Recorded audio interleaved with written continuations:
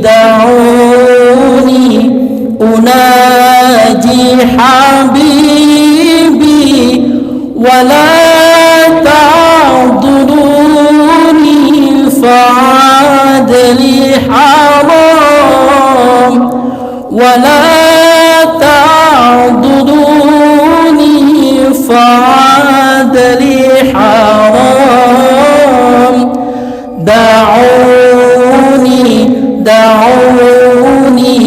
أناجي حبيبي ولا تعضلوني فعاد لي حرام ولا تعضلوني فعاد لي حرام بحب النبي لماذا يلام بحب النبي لماذا يلام يضرت عيوني عليك السلام يضرت عيوني عليك السلام. الله وبركاته. بسم الله الرحمن الرحيم. الحمد لله رب العالمين. الحمد لله الذي جعل العلم أرفع الصفات الكمالية وأشهد أن لا إله إلا الله وحده لا شريك له الذي خص من شاء من عباده بالمآثر الحكمية وأشهد أن سيدنا محمدا عبده ورسوله الذي خصه الله تعالى بجميع كمالات العبودية وصلى الله على سيدنا محمد الذي ملأ الله تعالى قلبه صلى الله عليه وسلم من جلاله الأعلى جل وعلا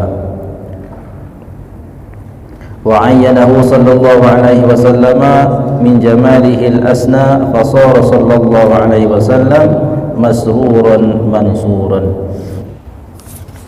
Nah, kemarin kita sudah sepakat kalau zakat ternak kita akhirkan. Jadi kita selesaikan dulu pembahasan mengenai zakat barang-barang mati. Nanti di akhir kita belajar, baru kita bahas zakat tentang ternak. Malam ini kita membaca keterangan mengenai zakat ma'dan. Bismillahirrahmanirrahim. Qala al-muallif rahimallahu ta'ala nafa'ana Allah bihi wa bi'ulumihi fid dharain amin. Dalam kitab Taqriratus Sadidah yang menyediakan pembahasan mengenai zakat ma'dan. Zakat ma'dan itu artinya zakat barang tambang. Ma'dan ya, barang tambang. Bismillahirrahmanirrahim. Qala al-muallif rahimahullahu ta'ala nafa'ana Allah bihi wa bi'ulumihi fid dharain amin. Zakatul ma'dan artinya barang tambang. Apa yang dimaksud dengan barang tambang itu? Al-ma'danu huwa ma yustakhraju minal ardi bi mu'alajatin minal makan alladzi khalaqallahu fihi biwasitatil alat wa mu'addatil hufri. Jadi yang dimaksud dengan barang tambang itu adalah sesuatu yang dikeluarkan dari dalam bumi. Jadi sesuatu makna di sini adalah logam, yakni logam yang dikeluarkan dari dalam bumi. Jadi logam mulia yang dikeluarkan dari dalam bumi dengan menggunakan alat. Minal makan, dari suatu tempat, allazi khalaqallahu fihi, di mana barang tersebut memang Allah Subhanahu wa taala ciptakan pada tempat itu biwasitatil alat, dengan perantara atau bantuan daripada alat mengeluarkannya itu, dan dengan cara penggalian atau menggali lubang yang dalam. Itu yang dimaksud dengan apa namanya? Ma'dan atau barang tambang. Nah, dia dikatakan barang tambang kalau diambil dari tempat yang Allah ciptakan dia tempat itu. Maknanya dia belum berpindah tempat. Kita gali barang tambang itu ketemu di suatu tempat. Nah, tempat ini yang naruhnya di situ bukan manusia. Kalau yang naruhnya di situ sudah manusia, nanti beda lagi, namanya rikas, barang temuan. Kita nyari-nyari ketemu emas, ketemu perak di suatu tempat karena kita gali, tapi ternyata emas itu sudah berbentuk uang, sudah berbentuk patung, artinya itu sudah dibuat oleh manusia, bukan itu asal dia diciptakan di situ, maka itu bukan barang tambang namanya, itu namanya rikas, meskipun barangnya sama. Jadi yang dimaksud barang tambang adalah dalam hal ini adalah apa yang dikeluarkan dalam bentuk logam mulia, yang dikeluarkan dari suatu tempat yang telah Allah ciptakan di tempat tersebut dan diambilnya dengan cara digali, menggunakan alat. Nah, syurutu wujubi zakatil ma'dan isnan, syarat wajibnya mengeluarkan zakat barang tambang itu ada dua. Yang pertama, ayyakuna zahaban aw fiddatan, fala zakata fi ghairihima minal ma'adani kal bitruli wan nuhas. Syarat barang tambang itu wajib dizakati adalah satu, barang tambang tersebut harus emas atau perak, harus emas atau perak.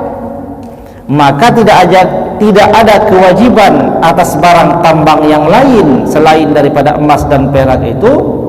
Contohnya seperti bensin, kemudian nuhas, perunggu, batu bara dan lain sebagainya. Itu tidak ada kewajiban zakat dalam perkara tersebut meskipun itu masuk dalam barang tambang.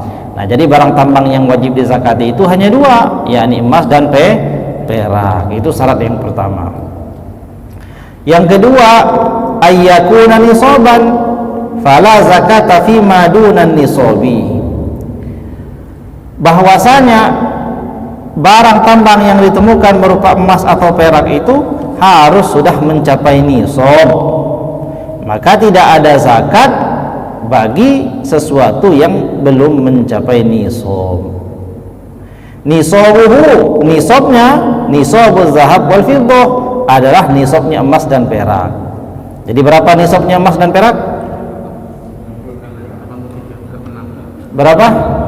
Kalau emas berapa? 83 sampai 86. Hah? Ada pendapat 83. Terus? 85 dan 86. Ya. Terus kalau perak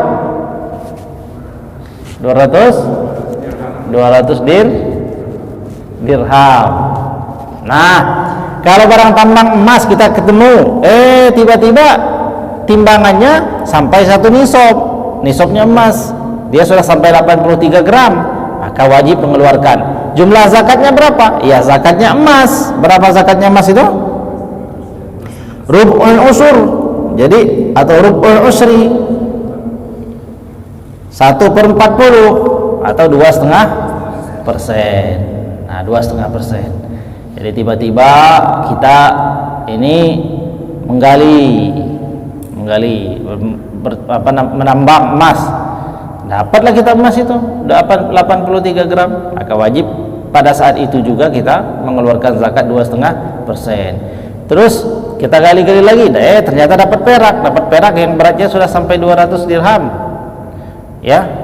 Nah, maka kita zakati juga. Jadi kalau kita sudah menemukan perak sampai nisabnya, maka kita keluarkan juga nisab zakatnya sebanyak 2,5%.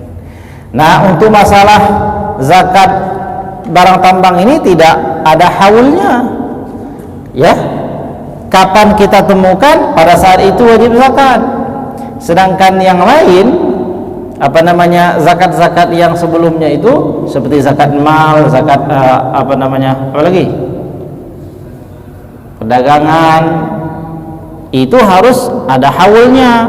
Dia harus zakat perhiasan emas dan perak, ya. Maka itu kalau zakat perhiasan, zakat emas dan perak, ya, itu harus ada haulnya 1 tahun. Tapi kalau zakat daripada tambang ini tidak ada haulnya. Kapan dia ditemukan, pada saat itu dia harus segera dizakati. Bisa membedakan ini, ya? Paham, Pak, ya? Nah, kira-kira itu untuk masalah zakat ma'dan. Wallahu a'lam bishawab. Mudah-mudahan ada manfaatnya. Wallahul muwaffiq ila aqwamit thoriq. Wassalamualaikum warahmatullahi wabarakatuh. Ya, silakan diminum kopinya. Kalau ada pertanyaan yang ingin didiskusikan mengenai zakat